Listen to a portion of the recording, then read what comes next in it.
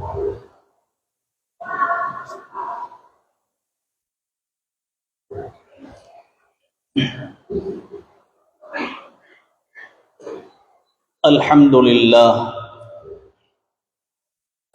لله رب العالمين الذي جعل في السماء بروجا وجعل فيها سراجا وقمرا منيرا وهو الذي جعل الليل والنهار خلفة لمن أراد أن يذكر أو أراد شكورا.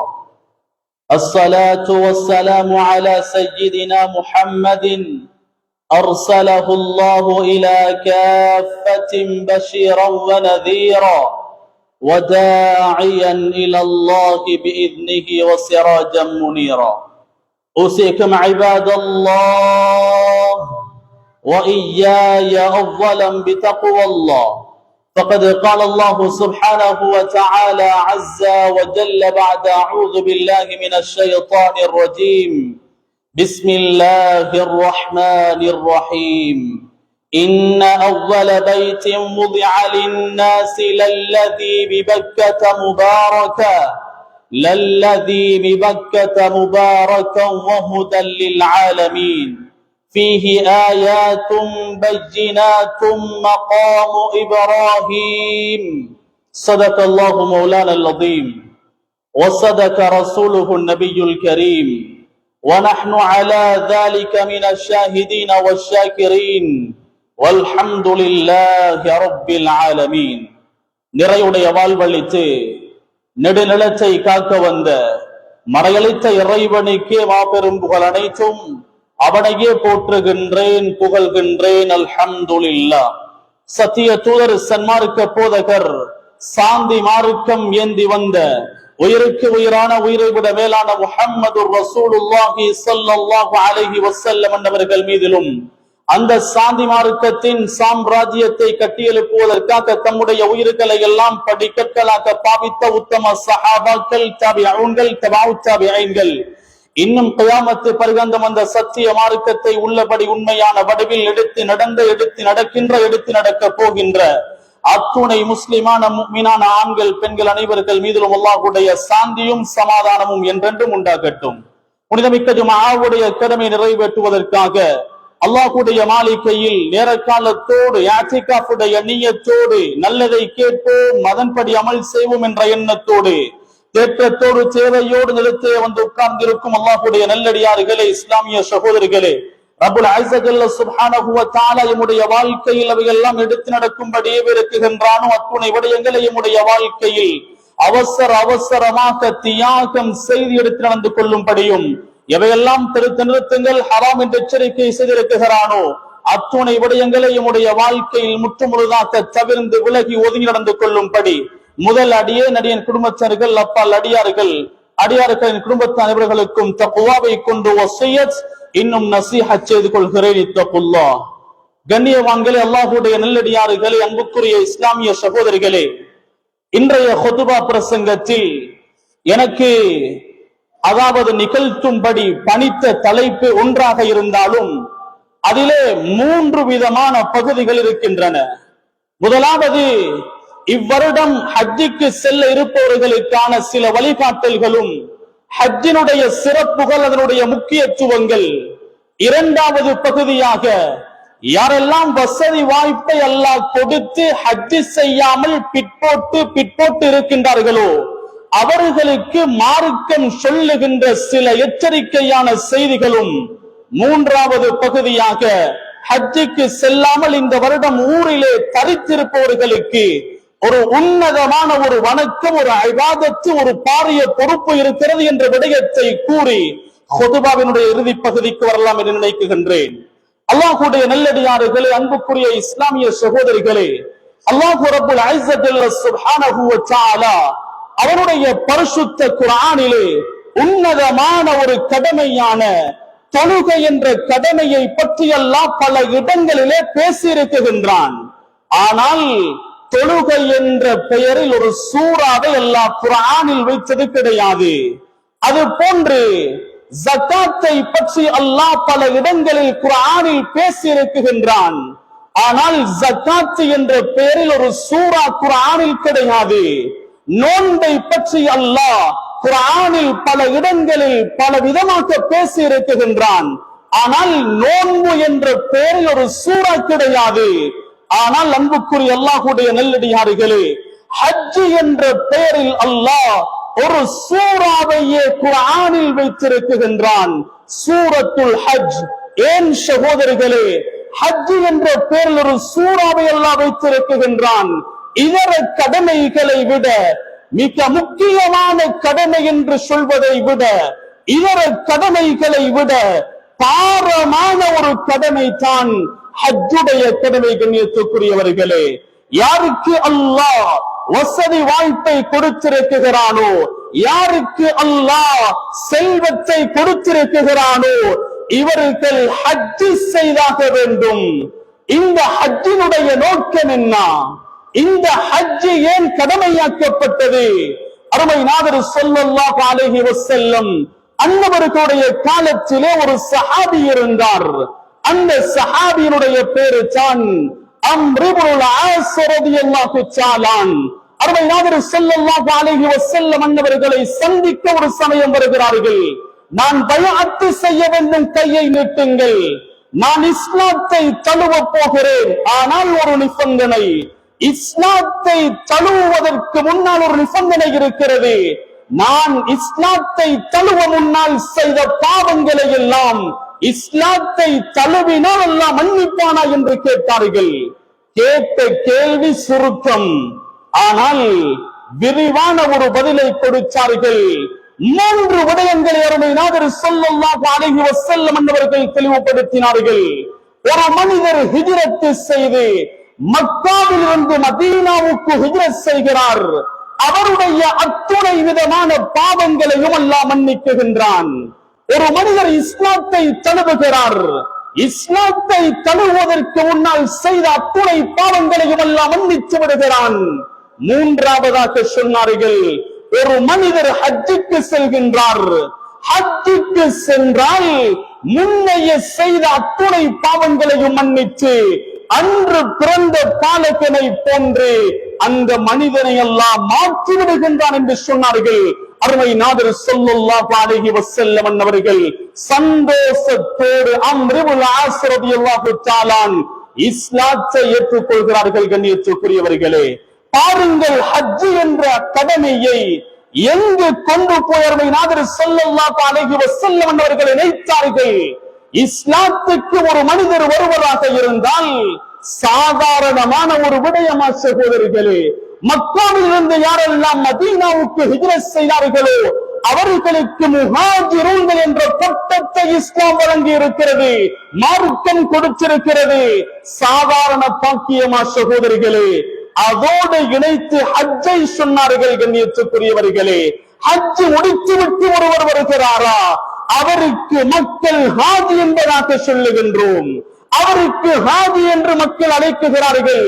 வேறு எந்த ஒரு கடமையையும் நிறைவேற்றுவதனால் அந்த கடமையை நிறைவேற்றிய அடையாளம் கொடுப்பது கிடையாது.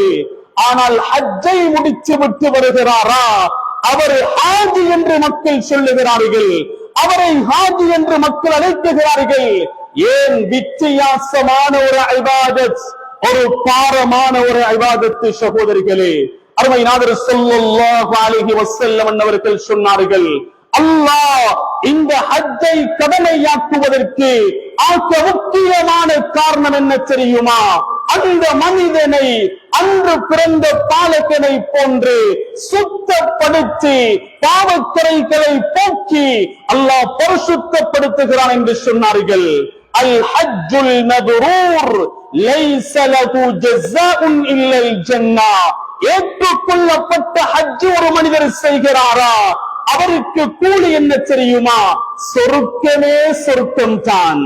ஏற்றுக்கொள்ளப்பட்ட ஹஜ் செய்தால் அவருக்கு கூலி சொர்க்கமே சொர்க்கம் தான். ஆனால் அல்லாமா இப்னு அப்துல் பர் ரஹிமஹுல்லாஹ் அன்னவர்கள் சொல்லுகிறார்கள், ஒருவருடைய ஹஜ் ஏற்றுக்கொள்ளப்பட்ட ஹஜ்ஜாக இருக்க வேண்டும் என்றால், ஒருவருடைய ஹஜ்ஜுக்கு கபூலியத்து கிடைக்க வேண்டும் என்றால், ஹஜ்ஜுல் மப்ரூராக மாற வேண்டும் என்றால் அவர் என்ன செய்ய வேண்டும்? அந்த ஹஜ்ஜை பெருமைக்காக செய்யக்கூடாது, பேரு புகழுக்காக செய்யக்கூடாது, ஹாஜி என்ற பட்டத்தை மக்கள் சூட்ட வேண்டும் என்பதற்காக அதாவது செய்யக்கூடாது, தற்பெருமைக்காக ஹஜ் செய்யக்கூடாது. அவர் ஹஜ்ஜுக்கு சென்றால் நாவை பாதுகாக்க வேண்டும், அவருடைய உடம்பிலிருந்து பாவமான காரியங்கள் வெளியாக்காமல் இருப்பதற்கு பாதுகாத்துக் கொள்ள வேண்டும் அவரை. இன்னும் ஒரு விடயத்தை சொன்னார்கள் கண்ணியத்துக்குரியவர்களே, மிக முக்கியமான விடயம். ஒரு மனிதர் ஹஜ்ஜுக்கு செல்கிறாரா, அவருடைய பணம் ஹலாலானதாக இருக்க வேண்டும், அவருடைய சம்பாத்தியம் ஹலாலானதாக இருக்க வேண்டும். அந்த ஹஜ்ஜுக்கு செலவழிக்குகின்ற, அந்த ஹஜ்ஜுக்காக கட்டுகின்ற பணம் ஹலாலானதாக இருக்க வேண்டும். இப்பொழுது நாங்கள் யோசிப்போம், நாங்கள் எப்பொழுது ஹராமான வியாபாரம் செய்திருக்கிறோம்? எல்லோரும் கஷ்டப்பட்டு தான் ஹலாலான வியாபாரம் செய்கிறோம். ஒரு சில சிக்கலினால் அந்த வியாபாரம் கூட ஹராமாக மாறுகிறது. ஒரு பொருளை ஒரு மனிதர் 100 ரூபாய்க்கு விற்குகிறார், விற்பது பிரச்சனை கிடையாது. 80 ரூபாய்க்கு எடுத்த பொருள் 100 ரூபாய்க்கு விற்பதில் பிரச்சனை கிடையாது. நம்பிக்கை வர வேண்டும் என்பதற்காக 95 ரூபாய்க்கு தான் இந்த பொருளை எடுத்தேன், 5 ரூபாய் தான் லாபம் இருக்கிறது என்று சொல்லி விற்குகிறார், பொய்யை கலக்குகிறார். ஹராமான வியாபாரம் என்று மார்க்கம் சொல்லுகிறது. அந்த அளவுக்கு பேணுதல் காட்ட வேண்டும். ஹஜ்ஜுக்கு செலுத்துகின்ற பணம் 100க்கு 100% ஹலாலான பணமாக இருக்க வேண்டும். ஹராமான பணமாக இருந்தால் அந்த ஹஜ் ஏற்றுக்கொள்ளப்பட மாட்டாது. ஹஜ்ஜுக்கு செல்வதனுடைய பாக்கியம் என்ன? அவர் எங்கு செல்ல போகிறார்? அந்த உன்னதமான கஅபத்துல்லாவை சந்திக்க செல்ல போகிறார். இந்த கஅபத்துல்லா எந்த அளவுக்கு பெருமதியானது, எந்த அளவுக்கு பெருமதியானது! உலகத்தில் மிக 3 பள்ளி வாயில்கள் இருக்கின்றன, மிக முக்கியமான பள்ளி வாயில்கள். முதலாவது கஅபத்துல்லா, இரண்டாவது மஸ்ஜிதுன் நபவி, மூன்றாவது மஸ்ஜிதுல் அக்ஸா. மஸ்ஜிதுல் அக்ஸாவை கட்ட சுலைமான் அலைஹிஸ்ஸலாத்து வஸ்ஸலாம் அவர்கள் ஜின்களை வைத்து கட்டினார்கள். 1 வருடம் மையத்தாக இருந்து ஆட்சி செய்தார்கள். நீண்ட வரலாறு அது. ஆனால் கஅபத்துல்லாவை கட்ட அல்லாஹ் பாவித்தது மலக்குமார்களை. கஅபத்துல்லாவை கட்ட அல்லாஹ் பாவித்தது மலக்குமார்களை.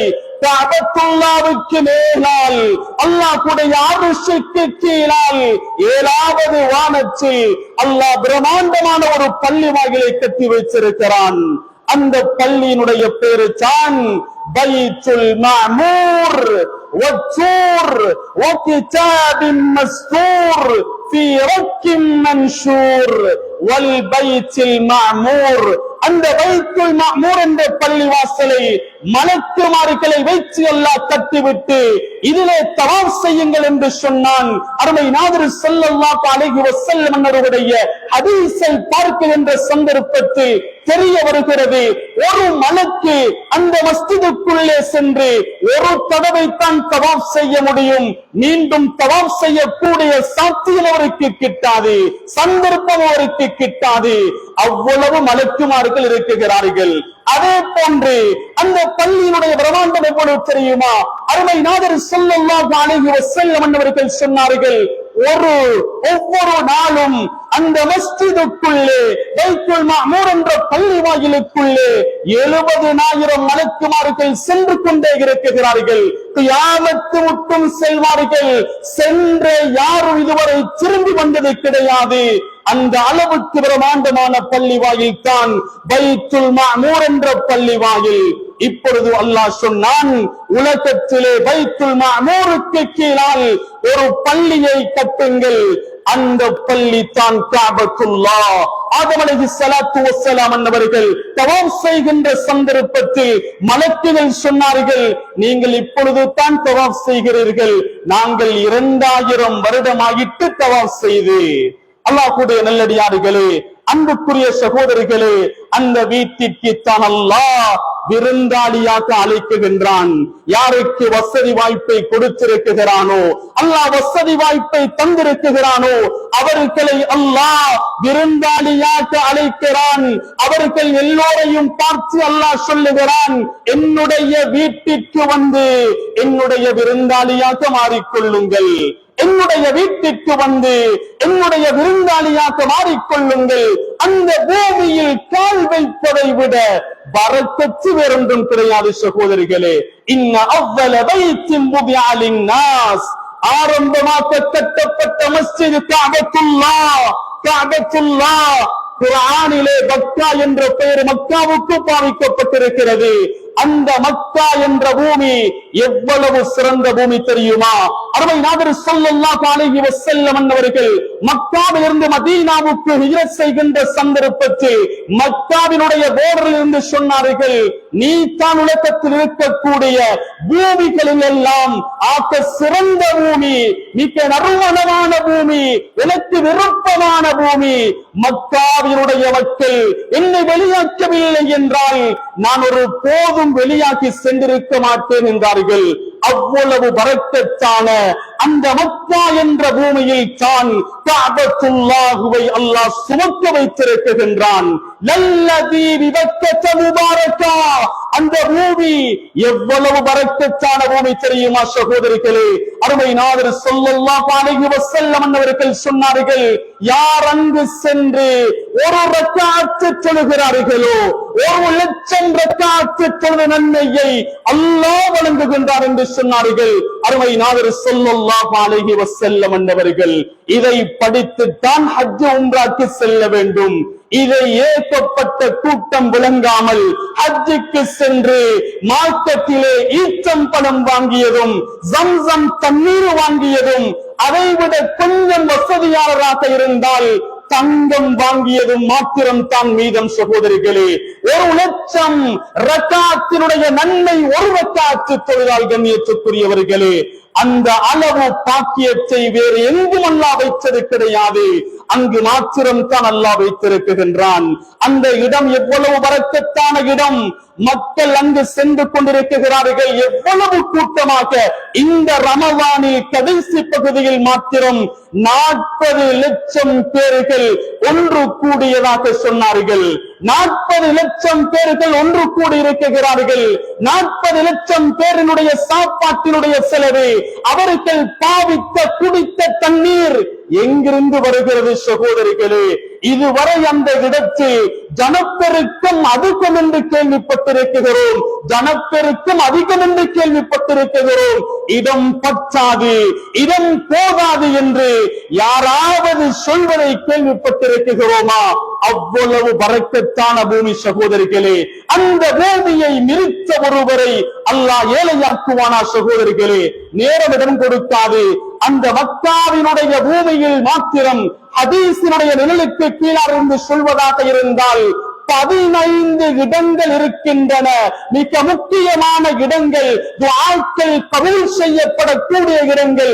ஒவ்வொரு இடத்திற்கும் ஒவ்வொரு சிறப்பு, ஒவ்வொரு இடத்திற்கும் என்ன துஆக்கள் கேட்க வேண்டும் என்றால் குறிப்பான துஆக்களை எல்லாம் அருமை நாதர் ஸல்லல்லாஹு அலைஹி வஸல்லம் அவர்கள் சொல்லி தந்திருக்கிறார்கள். அல்லாஹ்வுடைய நல்லடியார்களே, அடுத்த கட்டமாக இவ்வளவு பாக்கியங்களை எல்லாம் நாங்கள் விளங்கியது குறைவு என்று தான் நினைக்கின்றேன். இவ்வளவு பாக்கியங்களை விளங்கியதனால் தான் ஆதம் அலைஹிஸ்ஸலாத்து வஸ்ஸலாம் அவர்கள் இலங்கையிலிருந்து 40 ஹஜ்ஜுகள் நடைபயணமாக சென்றிருக்கிறார்கள்.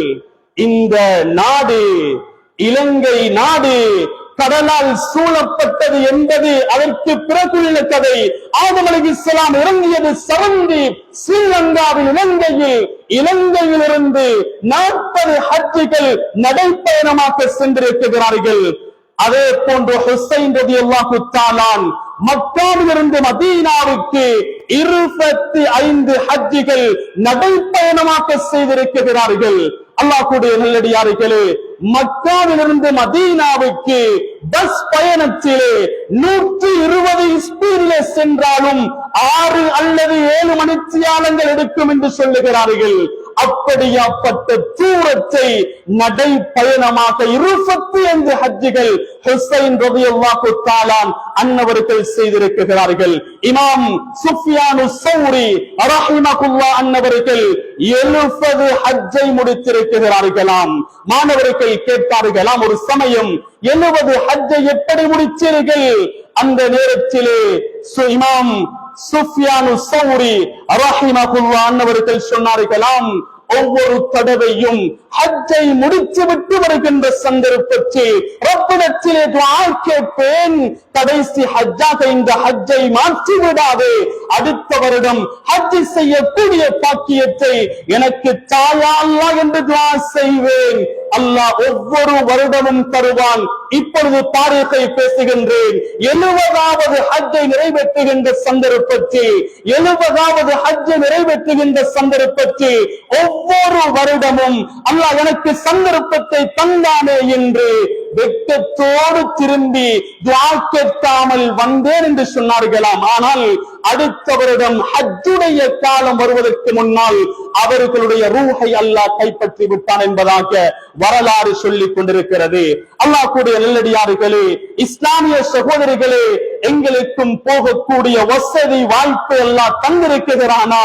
ஆகப்பெரிய சாதனை உலகத்தில் இந்த ஊரில் யாரும் கட்டாத வீடு கட்டுவது சாதனை அல்ல, யாரும் ஓடாத வாகனத்தில் ஓடுவது சாதனை அல்ல, யாரும் வாங்காத போன் வாங்குவது சாதனை அல்ல, யாரும் வாங்காத ஒரு விடயத்தை சமூகத்திலே எழுப்புவது சாதனை அல்ல. சகோதரிகளே, வீடு கட்டுவது சாதனை அல்ல, கார் வாங்குவது சாதனை அல்ல.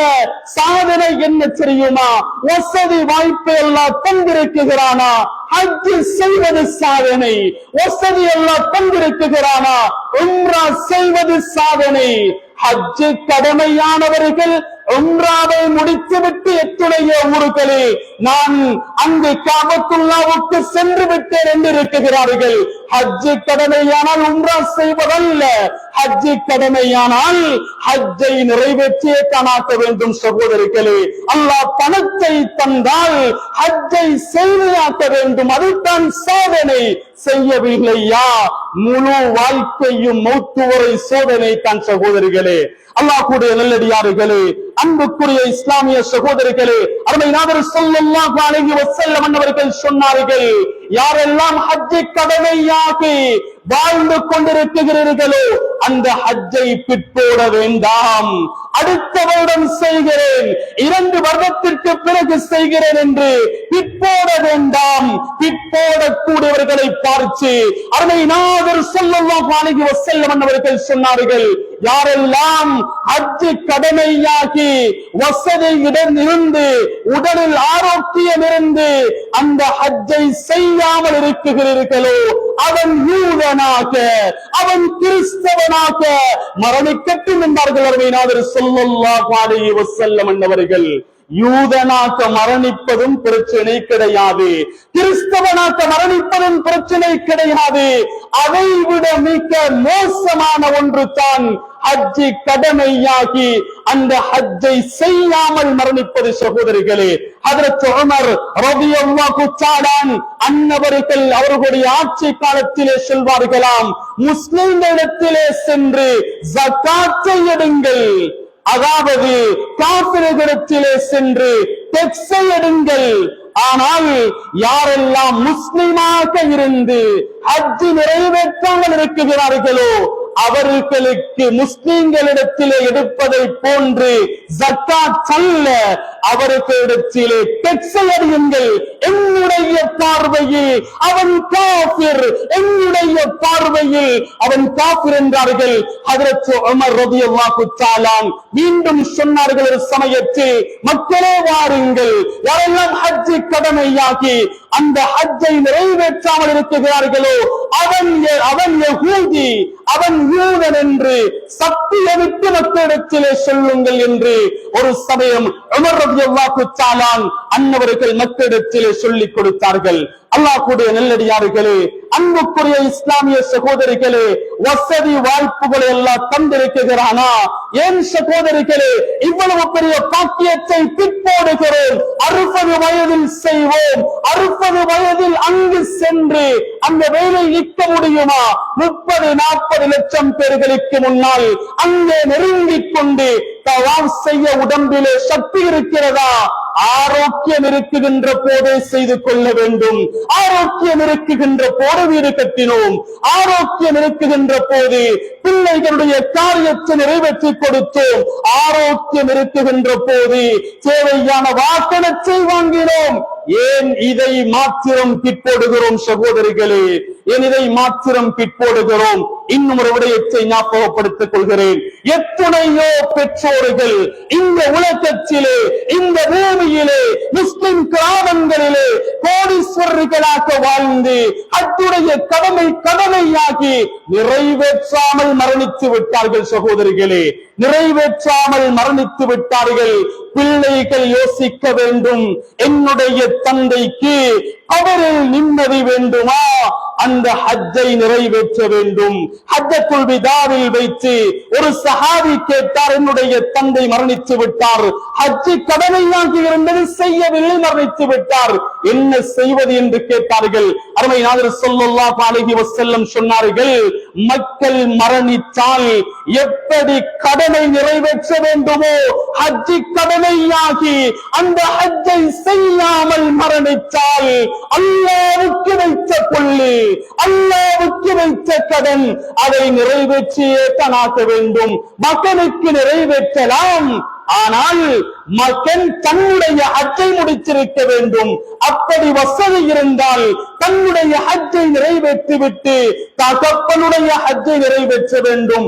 வசதி இப்பொழுது இல்லை, தந்தை ஹஜ்ஜி கடமையான நிலையில் மரணித்து விட்டார், இப்பொழுது வசதி இல்லை என்றால் ஏற்கனவே ஹஜ்ஜி செய்த ஒருவருக்கு தான் பதில் ஹஜ்ஜை, ஒருவருக்கு பகரமாக இன்னொருவர் நிறைவேற்றுகின்ற ஹஜ்ஜை செய்ய முடியும் என்ற சட்டத்தையும் இந்த இடத்திலே ஞாபகப்படுத்திக் கொள்கின்றேன். அடுத்ததாக சிறுகள் கேட்கக்கூடிய கேள்விதான், சிறுகள் கேட்பார்கள், எப்பொழுது ஹஜ்ஜி கடமையாகும்? இது ஒரு நல்ல கேள்வி, சமூகத்திற்கு தெளிவுபடுத்த வேண்டிய கேள்வி. சஹாபாக்கள் கேட்டார்கள், எப்பொழுது ஹஜ்ஜி கடமையாகும்? அருமை நாதர் ஸல்லல்லாஹு அலைஹி வஸல்லம் அன்னவர்கள் சுருக்கமான பதிலை சொன்னார்கள், அஸ்ஸாத். அஸ்ஸாத் உலமாக்கள் சொல்லுகிறார்கள், ஜாத் என்றால் என்ன தெரியுமா? ஒரு மனிதனுக்கு ஹஜ் சென்று வருவதற்குண்டான பணமும் ஹஜ் செய்து வரும் வரை வீட்டினுடைய செலவிற்கு கொடுக்கக்கூடிய பணமும் இருந்தால், உதாரணத்துக்கு ஹஜ் செய்வதற்கு 25 லட்சம் போகும் என்று வைத்துக் கொள்வோம். வீட்டினுடைய செலவிற்கு 2 லட்சமும் போகாது, 2 லட்சம் என்று வைத்துக் கொண்டால் வீட்டினுடைய செலவு, குழந்தைகளுடைய படிப்பு செலவு, ஆடை செலவு, வீட்டினுடைய வாடகை செலவு என்று வைத்துக் கொண்டாலும் 2 லட்சம் மொத்தம் 27 லட்சம், 30 லட்சம் இருக்கக்கூடியவரும் ஹஜ் செய்தவர் தான். ஆனால் சொந்த சல்லி இருக்க வேண்டும். ஊர் சல்லியிலே சுத்துகின்ற, மக்களுக்கு பொல்லு போட்டு ஓசியிலே வாழுகின்ற சல்லியாக இருக்காமல் தான் உழைத்து, தான் சம்பாதித்து கஷ்டப்பட்டு உழைத்த சல்லி 30 லட்சம் இருந்தால் அவரும் ஹஜ்ஜி கடமையான ஒருவர் தான். அல்லாஹ்வுடைய நல்லடியார்களே, சிலருடைய வாழ்க்கையில் இருக்கக்கூடிய ஆக்கப்பெரிய முசீபத்து என்ன தெரியுமா? இந்த காரியத்தை முடித்துவிட்டு ஹஜ்ஜி செய்கிறேனே, என்னுடைய வீட்டை கட்டிவிட்டு ஒரு வாகனத்தை வாங்கிவிட்டு ஹஜ்ஜி செய்கிறேனே என்று நீ என்னுடைய தேவையை முடித்துட்டா, அதற்கு பிறகு ரப்புடைய கடமையை நான் செய்கிறேன் என்று மக்கள் எத்துணையோ பேர்கள் இருக்கிறார்கள். இந்த பிச்சைக்கார எக்ரிமெண்ட்டுக்கு அல்லாஹ் ஒரு நாளும் எக்ரி ஆகுவது கிடையாது. அல்லாஹ்வுடைய எக்ரிமெண்ட், நீ என்னுடைய கடமையை நிறைவேற்று, என்னுடைய கடமையை நிறைவேற்றி நான் உன்னுடைய தேவையை நிறைவேற்றுவேன். தாபிஉ பைனல் ஹஜ் வல் உம்ரா ஃபஇன்ன فإنهما ينفيان الفقر. முடியுமானவர்கள் ஹஜ் உம்ராவை நிறைவேற்றுங்கள், அல்லாஹ் ஏழ்மைத்தனத்தை போக்குவான், ஏழ்மைத்தனத்தை இல்லாமலாக்குவான் என்று சொன்னார்கள். சென்ற வருடம் இந்த ஊரிலே நடந்த ஒரு விடயம் தான். ஒருவர் பணம் கட்டுவதற்கு பணம் போதாது என்பதற்காக அவருடைய காணியிலே ஒரு பகுதியை விற்று அவர் ஹஜ்ஜுக்காக பணத்தை செலுத்தினார். இந்த வருடம் ஹஜ்ஜும் இன்னும் வரவில்லை. ஆனால் அதே போன்ற 2 மடங்கு காணி எடுத்ததாக அதிகமான மக்கள் சொல்வதை நாங்கள் கேள்விப்பட்டோம். அதுதான் சகோதரர்களே, ஹஜ் செய்தவர்களை எல்லாம் ஒரு நாளும் நஷ்டாக்க மாட்டான். உலகத்தில் பணம் ஏறலாம் குறையலாம், ஆனால் ஹாஜிகள் நஷ்டாக்க மாட்டார்கள். ஹாஜிகள் நஷ்டாக்குவதாக இருந்தால் அவர்கள் செய்த ஹஜ்ஜும் நஷ்டாகத்தான் இருக்கும். அல்லாஹ்வுடைய நல்லடியார்களே, அன்புக்குரிய இஸ்லாமிய சகோதரிகளே, என்னுடைய நாட்டில் மட்டுமல்ல இதர விடயங்களில் ஒரு விடயத்தை எடுத்துக்கொண்டால், ஒரு ஜனாதிபதி சொல்லிவிட்டார் என்றால், ஒரு நாட்டில் ஒரு ஜனாதிபதி சொல்லிவிட்டார் என்றால் அதிலே நம்பிக்கை வருகிறது. அடுத்த வருடம் இந்த நாட்டிலே பஞ்சம் ஏற்படாதாம். சில நேரம் பஞ்சம் ஏற்படாமல் இருக்கலாம், சில நேரம் சொன்னதற்கு பின்னால் தான் பஞ்சமே ஏற்படலாம். அல்லாஹ்வுடைய நல்லடியார்களே, அவர் சொன்னதனால் நம்பிக்கை வருகிறது. நபி சொன்னார், பரக்கத்தான பூமியிலிருந்து சொன்னார், நீங்கள் ஹஜ் செய்ய வாருங்கள், அல்லாஹ் உங்களை வசதி வாய்ப்போடு வாழ வைப்பான். எனவே சகோதரிகளை, யாரெல்லாம் ஹஜ் செய்ய இருக்கிறீர்களோ அல்லாஹ் ஆரோக்கியத்தை உங்களுக்கு தர வேண்டும். அது போன்று யாரெல்லாம் ஹஜ் செய்யாமல் இழுத்தடித்துக் கொண்டிருக்கிறீர்களோ இப்படியான எச்சரிக்கைகளை ஞாபகப்படுத்தினேன். இதற்கு பிறகு இந்த வருடம் முடியாது என்று நினைக்கின்றேன். அடுத்த வருடமாவது சரி அல்லாஹ் ஆயுளை அதிகப்படுத்த வேண்டும் என்று பிரார்த்தித்ததன் பிற்பாடு ஹஜ் செய்வதற்குண்டான அனைத்து ஏற்பாடுகளையும் செய்யுங்கள். அல்லாஹ்வுடைய நல்லடியார்களே, அடுத்த விடயம் தான் ஹஜ் செல்லக்கூடியவர்கள் இந்த வருடம் ஹஜ்ஜுக்கு செல்வார்கள். ஹஜ் செல்லாமல் ஊருகளிலே தரிக்கக்கூடியவர்களுக்கு மிக முக்கியமான ஒரு பொறுப்பும் ஒரு வணக்கமும் இருக்கிறது. அதுதான் உதுஹிய்யாவினுடைய வணக்கம். அருமை நாதர் ஸல்லல்லாஹு அலைஹி வஸல்லம் அவர்களிடத்திலே கேட்டார்கள் சஹாபாக்கள், உதுஹிய்யா என்றால் என்ன என்று கேட்டார்கள். அதை விளங்கப்படுத்துவதற்கு நேரம் போதாது. இரண்டாவதாக கேட்டார்கள், உதுஹிய்யாவை கொடுத்தால் என்ன பிரதிபலன், என்ன கூலி கிடைக்கும்? அருமை நாதர் ஸல்லல்லாஹு அலைஹி வஸல்லம் அவர்கள் சொன்னார்கள், லிகுல்லி ஷஅரத்தின் ஹஸனா. அந்த உதுஹிய்யா கொடுக்கக்கூடிய பிராணியினுடைய ஒவ்வொரு ரோமத்துக்கும் எல்லாம் நன்மையை தருவான் என்றார்கள். அந்த நேரத்திலே மூன்றாவதாக கேட்டார்கள், வெள்ளை யாடு செம்மறி யாடு இருக்கிறது, செம்மறி யாட்டிற்கு அதிகமான முடி இருக்கிறது, அதற்கு அதிகமான கூலி கிடைக்குமா? கிடைக்கும் என்றார்கள். கிடைக்கும். அல்லாஹ் கஞ்சனும் கிடையாது, அல்லாஹ்வுடைய ஹஸானாவில் பஞ்சமும் கிடையாது. அன்புக்குரிய இஸ்லாமிய சகோதரிகளே, ஏகப்பட்ட விடயங்கள் இருக்கிறது.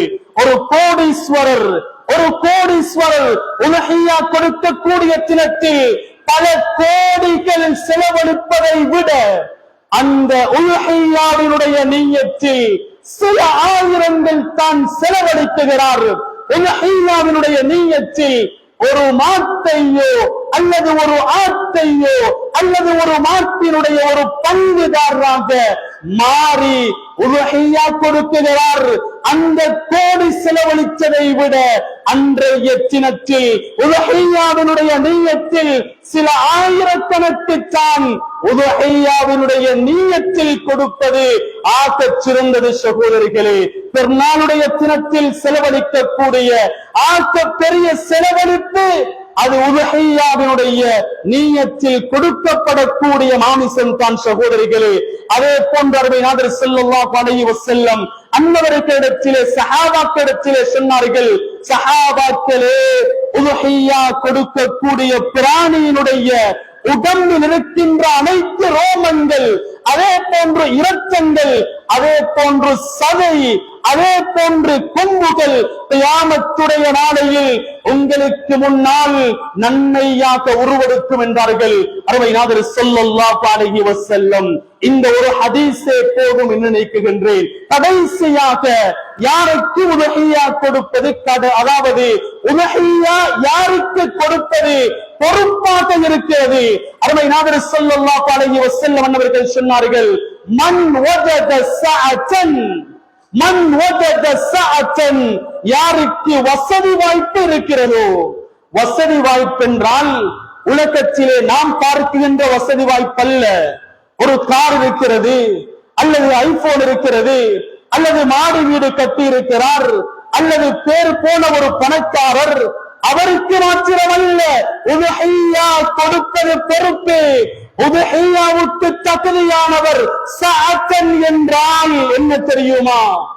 உதுஹியாவினுடைய கொடுக்கக்கூடிய அந்த பெருநாளுடைய தினத்தில், அதே போன்று அதை தொடர்ந்து வரக்கூடிய ஐயாமு தஷ்ரீக்குடைய 3 தினங்களில் எனக்கும் எனக்கு கீழால் வாழக்கூடிய அந்த மக்களுக்கும் செலவழிக்கக்கூடிய, அதாவது உணவு, ஆடை, இருப்பிடத்திற்கு செலவழிக்கக்கூடிய பணம், இது அனைத்தும் போக மீதமான பணம் ஒரு ஆட்டை எடுத்து கொடுப்பதற்கு இருக்கிறது, ஒரு மாட்டை எடுத்து கொடுப்பதற்கு இருக்கிறது, அல்லது ஒரு மாட்டில் பங்குதாரராக ஆக்குவதற்கு இருக்கிறது என்றால் அவரும் உதவியா கொடுக்கக்கூடியவர் தான். பெருநாளுடைய தினத்தில் அதை தொடர்ந்து வருகின்ற ஐயாமு தஷ்ரீக்குடைய 3 தினங்களிலும் என்னுடைய செலவு, எனக்கு கீழால் இருப்பவர்களுடைய அந்த செலவு, உணவினுடைய செலவு, ஆடையினுடைய செலவு, இருப்பிடத்தினுடைய செலவு, இது அனைத்தும் போக மீதமான பணம் உதுஹியாவினுடைய ஆடு கொடுக்க மாடு கொடுக்க ஒரு பங்குதாரராக ஆக இருக்கும் என்றால் அவரும் உதுஹியா கொடுக்கக்கூடிய ஒருவர் தான். ஒரு மாடு கொடுக்க முடியும், அவர் பங்குதாரியாக மாறுகிறார், அவர் பங்குதாரியாக மாறுகிறார். 2 பேர்கள் சேர்ந்து ஒரு மாடு கொடுக்க முடியும், அவரும் 7 பேரில் இணைந்து கொள்கிறார். இது ஆரோக்கியம் அல்ல. தனிநாடு கொடுக்க முடியும் என்றால் தனிநாடு கொடுங்கள், ஏன் பங்குதாரியாக ஆக்குகிறீர்கள்? எனவே கண்ணியத்துக்குரியவர்களே, இதையும் நாங்கள் கவனித்துக் கொள்ள வேண்டும். எனவே அல்லாஹ் ரப்பல் இஸ்ஸத் ஜல்ல சுப்ஹானஹு வ தஆலா வரக்கூடிய ஹஜ்ஜுடைய மாதத்தை பிரயோஜனமாக கழிக்கக்கூடிய பாக்கியத்தையும், அதிலே என்ன என்ன நல்ல நல்ல அமல்களை எல்லாம் நன்மைகளை கொள்ளெடுப்பதற்காக அல்லாஹ் வைத்திருக்கின்றானோ அந்த நன்மைகளிலும் நாங்கள் பங்குதாரராக மாறுவதற்கு ஏகவல்ல அல்லாஹ் நமத்துடைய பேர்களுக்கும் அனுகூலம் புரிவானாக. யா அல்லாஹ் எங்களுடைய பாவங்களை மன்னிப்பாயாக, தெரிந்தும் தெரியாமலும் அறிந்தும் அறியாமலும் செய்த பாவங்களை மன்னிப்பாயாக, இரகசியமாக பரகசியமாக செய்த பாவங்களை மன்னிப்பாயாக, எங்களை கபூல் செய்வாயாக, எங்களை பெற்று வளர்ச்சி ஆளாக்கிய ஸ்ரீதேவிக்குரிய பாவங்களை மன்னிப்பாயாக, அவர்களுடைய வாழ்க்கையை உலமாக்குவாயாக, நோய்களை குணப்படுத்துவாயாக, அவர்கள் கபராளிகளாக இருந்தால் மன்னரையை பொன்னுரையாக்க மாற்றுவாயாக, உலக அறிவை காட்டி தந்த ஆசிரியருடைய பாவங்களை மன்னிப்பாயாக, நுபுவத்துடைய ஐமை காட்டி தந்த உஸ்தாத்மார்களுடைய பாவங்களை மன்னிப்பாயாக, எங்களுடைய நண்பர்கள் மனைவி மக்கள் சந்ததிகள் சகோதரர்கள் அத்துணை பேருடைய பாவங்களை மன்னிப்பாயாக, இந்த ஊரை கபூல் செய்வாயாக, 100 தொழுகையாளிகளை உருவாக்குவாயாக, ஒற்றுமையாக வாழக்கூடிய ஒரு ஊர் யா அல்லாஹ், இன்னும் ஒற்றுமையை வலுப்படுத்துவாயாக, பலப்படுத்துவாயாக, உதுஹியாவினுடைய அமலிலே பங்குதாரியாக மாறுவதற்கு நல்ல உள்ளங்களை கொடுப்பாயாக, சந்தர்ப்பத்தை சூழ்நிலையை கொடுப்பாயாக. யாரெல்லாம் ஹஜ் செய்துவிட்டு வந்திருக்கிறார்களோ அவர்களுடைய ஹஜ்ஜை மபரூராக ஒப்புக்கொள்ளப்பட்ட ஹஜ்ஜாக மாற்றுவாயாக. யாரெல்லாம் ஹஜ் செய்ய இருக்கிறார்களோ கேட்ட ஆரோக்கியத்தை கொடுத்து ஹஜ் செய்யக்கூடிய பாக்கியத்தை கொடுப்பாயாக. ஆகிரு தஅவானா அல்ஹம்துலில்லாஹி ரப்பில் ஆலமீன். அல்ஹம்துலில்லாஹி ரப்பில் ஆலமீன். நஹ்மதுஹு வ நஸ்தஈனுஹு வ நஸ்தக்ஃபிருஹு ونؤمن به ونتوكل عليه ونعوذ بالله من شرور أنفسنا ومن سيئات أعمالنا من يهده الله فلا مضل له ومن يضلل فلا هادي له. أشهد أن لا إله إلا الله وحده لا شريك له وأشهد أن محمدا عبده ورسوله. أرسله بالحق مبشرا ونذيرا وداعيا إلى الله بإذنه وسراجا منيرا. اللهم صل وسلم على حبيبك ونبيك محمد صلى الله عليه وسلم. أما بعد، يا أيها الناس اتقوا الله العظيم عز وجل واتقوا. أوصيكم عباد الله وإياي أولا بتقوى الله. قال الله تعالى في القرآن الكريم: أعوذ بالله من الشيطان الرجيم، بسم الله الرحمن الرحيم، يا أيها الذين آمنوا اتقوا الله حق تقاته ولا تموتن إلا وأنتم مسلمون. وقال الله تعالى أيضا: قل هو الله أحد الله الصمد لم يلد ولم يولد ولم يكن له كفوا أحد. صدق الله مولانا العظيم. بارك الله لنا ولكم القرآن العظيم ونفعنا وإياكم بالآيات والذكر الحكيم. أقول قولي هذا أستغفر الله لي ولكم ولسائر المسلمين والمؤمنين من كل ذنب فاستغفروه إنه هو الغفور الرحيم. اللهم صل على سيدنا محمد وعلى آله محمد. الحمد لله الذي جعل الجمعة عيدا للمساكين واستغفار الذنوب للمؤمنين. أشهد أن لا إله إلا الله وحده لا شريك له، وأشهد أن محمدا عبده ورسوله صلى الله عليه وعلى آله وصحبه وسلم. أما بعد، يا عباد الله، إني أوصيكم وإياي أولا بتقوى الله. يا أيها الناس ثبتوا قلوبكم بالطاعات وصلوا على سيدنا محمد وآله وصحبه أجمعين. قال الله تعالى: إن الله وملائكته يصلون على النبي يا أيها الذين آمنوا صلوا عليه وسلموا تسليما. اللهم صل على سيدنا محمد وعلى آل سيدنا محمد وبارك وسلم عليه، وصل على جميع الأنبياء والمرسلين وعلى ملائكتك المقربين وعلى عبادك الصالحين وعلى أهل طاعتك عليهم أجمعين، لا سيما على ساداتنا أبي بكر الصديق رضي الله تعالى، وعمر بن الخطاب رضي الله تعالى، وعثمان بن عفان رضي الله تعالى، وعلي بن أبي طالب رضي الله تعالى، وفاطمة الزهراء رضي الله عنها، والحسن والحسين رضي الله عنهما، والحمزة والعباس رضي الله عنهما، وسائر الصحابة رضوان الله تعالى عنهم أجمعين. اللهم أعز الإسلام والمسلمين، اللهم أعز الإسلام والمسلمين وأذل الشرك والمشركين، فانصرنا على القوم الكافرين. اللهم انصر من نصر دين سيدنا محمد صلى الله عليه وسلم واجعلنا منهم، واخذل من خذل دين سيدنا محمد صلى الله عليه وسلم ولا تجعلنا معهم. اللهم اغفر للمؤمنين والمؤمنات والمسلمين والمسلمات الأحياء منه والأموات إنك قريب مجيب الدعوات. اللهم أجرنا من النار، اللهم أجرنا من النار، اللهم أجرنا من النار. اللهم لا تشوي خلقنا بالنار ولا تجعلنا من حطب النار، فإنها بئس الدار وبئس المثوى وبئس القرار. ربنا اغفر لنا ولإخوان الذين سبقونا بالإيمان ولا تجعل في قلوبنا غلا للذين آمنوا ربنا إنك رؤوف رحيم. ربنا هب لنا من أزواجنا وذرياتنا قرة أعين واجعلنا للمتقين إماما. ربنا رب ارحمهما كما ربياني صغيرا. عباد الله رحمكم الله، إن الله يأمركم بالعدل والإحسان وإيتاء ذي القربى وينهى عن الفحشاء والمنكر، ولذكر الله تعالى أعلى وأولى وأعز وأجل وأهم وأتم وأكبر، والله يعلم ما تصنعون.